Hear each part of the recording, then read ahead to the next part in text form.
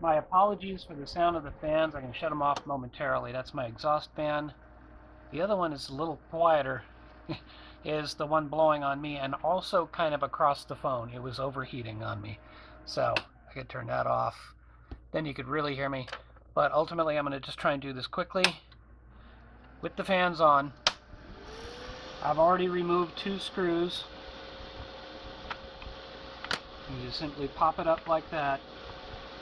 And I've got a few different things I want to do.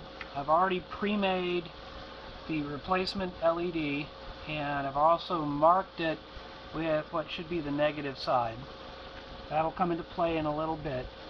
First thing I'm going to do, now this is currently, I've got a switch here, but I don't like these switches because they do go bad, and then you're trying to figure out why your solar garden light's not working. So the simple answer is, you're putting it out in the garden, it's going to do what it's going to do. It's going to charge during the day and come on at night, and you don't really need that switch to turn the function on and off. It's not like you're saving energy. It's solar.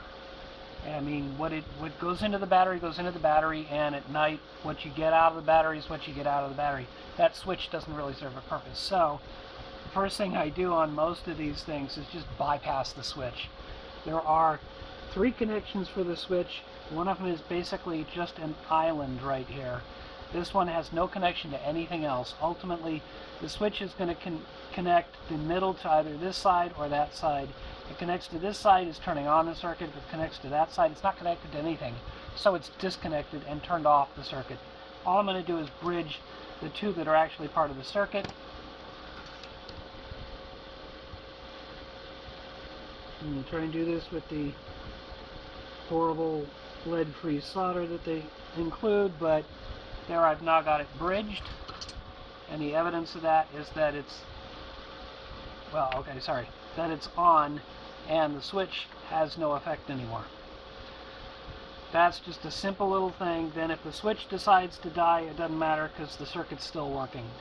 Now the next thing is I need to remove the LED that's currently in there, and that is these 2 terminals on this particular circuit board. You'll have to figure out where it is on your circuit board.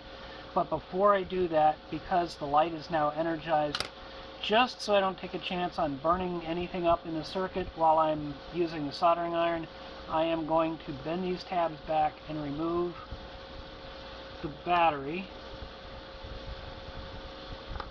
And I've learned over time to do this kind of in this position because it keeps it stable. The battery would actually keep it even more stable, but I'm just being safe.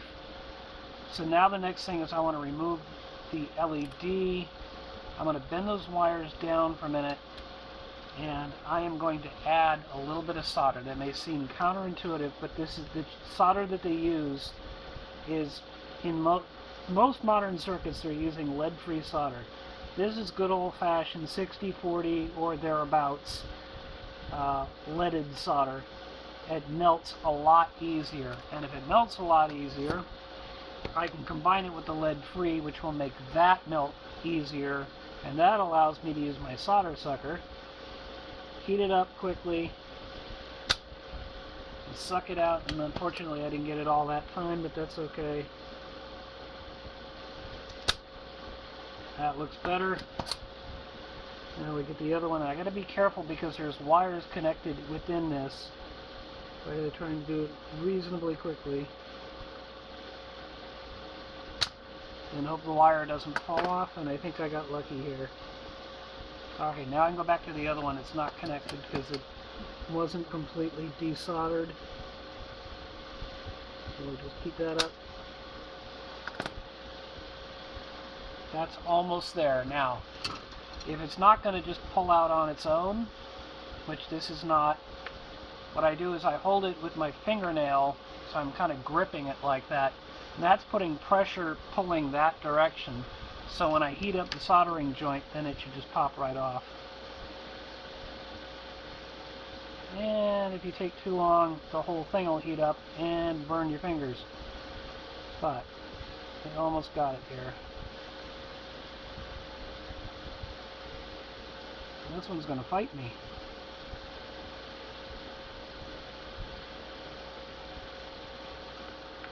almost out. I got one. There it goes. Alright. So yeah, of course, since you're holding it by the LED, when the LED pops out, the whole thing's going to fall. But that's alright. I'm not that far off the ground. Now, the other thing is negative. Knowing where negative is. The negative side of the battery is coming in and connecting into the circuit here. That, in this particular case, and you'll have to research your particular board, unless you happen to get the same one I got, the negative for the LED is going to be on this side. So knowing that, and knowing that I marked my LED when I formed it earlier, I can then coordinate that. Turn it over and try and see the holes. I got one.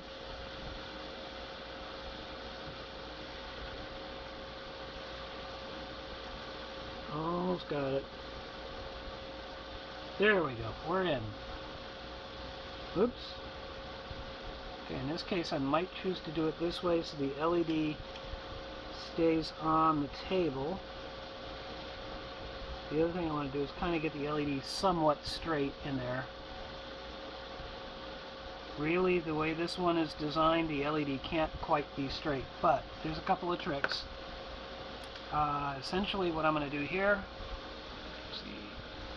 is I'm going to go ahead and just solder it into position. If I can get one leg in.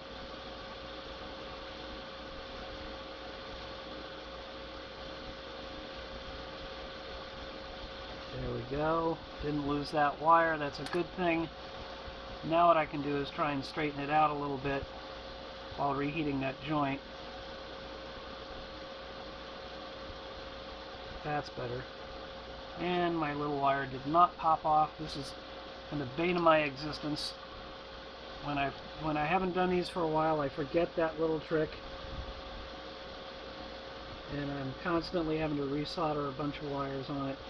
There we go. We are now, in theory, connected. I've still got wires sticking out. I want to take care of that properly.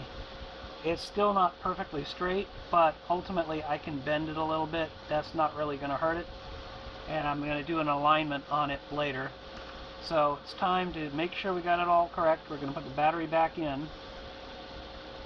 And I can already see it. I don't know if you can see it from there. But there we go. We got the two LEDs. So now, next thing I need to do is clip off the excess wire here. Didn't want to do it right away just in case I had to reposition the whole thing. There we go. So now I am twisting to take up the slack in these wires. And then I've got to try and get it to line up. And it's going on and off because it's picking up the studio lights here.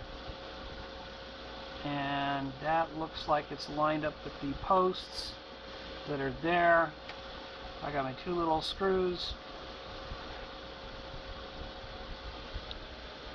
And alright, another trick is rotate the opposite direction until you feel it kind of drop just slightly, because these metal screws in these plastic posts are self-tapping, and if you don't match it up and cross the threads, then it doesn't really bite down anymore. So you want to go the opposite direction of screwing it in until you feel that little pop, and then you immediately start turning in the tightening it position.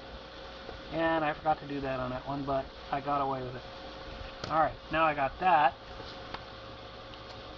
I'm going to take this piece here, I'm going to line it up here, and visually what I want is I want it to be centered to bounce off of this reflector.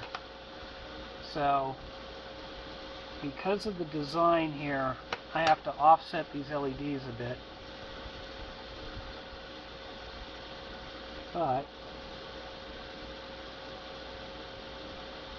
okay, that's close. That's pretty well tweaked. Now I'm going to rotate it 90 degrees to check. Yeah, it could shift over this way just a little bit and hopefully not short out. There we go.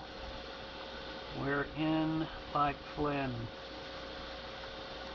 We got that, and despite all my problems with trying to record this. It looks like I actually got through the assembly of one.